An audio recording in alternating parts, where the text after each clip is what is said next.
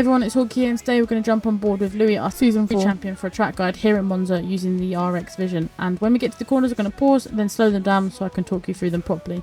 But as we get ready for turn number 1, or the chicane that's coming up very shortly, we're going to keep to the left hand side. We're going to use the 150 brake marker board as our reference, brake slightly later than that at the 125, as Louis is about to show us now. Keep to the left towards that green patch of AstroTurf. It's then into the right for the first corner, place half the car on the curb on the right, then get as close as you can to the curb on the left. It's then out wide, fully back on the power here. Don't dip a wheel on the grass or the gravel, as you may be having to catch a spinning car. But into Curva Grande we go. It's slightly out to the left, then back to the right, hug the right hand side all the way around this corner here. Like I said, keep fully on the power, and we'll get ready for the second chicane, which is just about to come up. Again, use the 150 brake marker board as your reference, brake slightly later than that at the patch of tarmac that you see now, and we'll keep to the right hand side ready for the second chicane.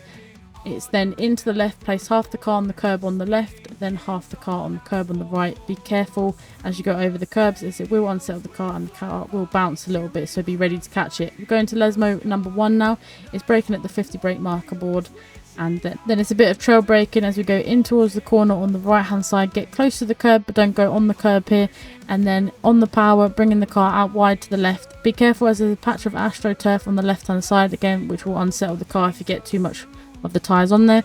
Lesmo 2, again, use that 50 brake marker board as your reference. Brake a little bit later here, start trail braking, place half the car on the curb on the right, then out wide to the left, fully back on the power here, ready to go through the Curva del Seraglio, which is just a little kink in the track, so it's full throttle here.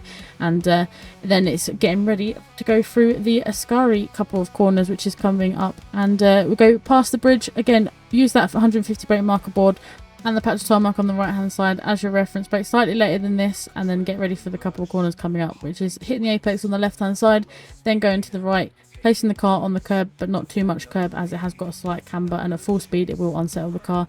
Hitting the apex on the left, and then again coming out to the right, fully back on the power at this point, and then it's just simply enjoying the straight here at Monza.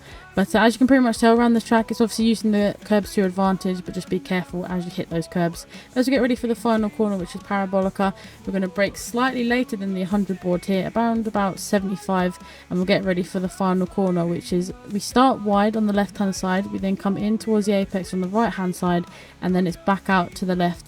Keeping on that power, and for your out lap you want to keep to the left hand side because you want to top speed before turn 1. On your quali lap you then want to come over to the right hand side and place half the car on the green AstroTurf that you're just about to see now. But I'm going to hand you over to Louis, which will show you his lap at full speed.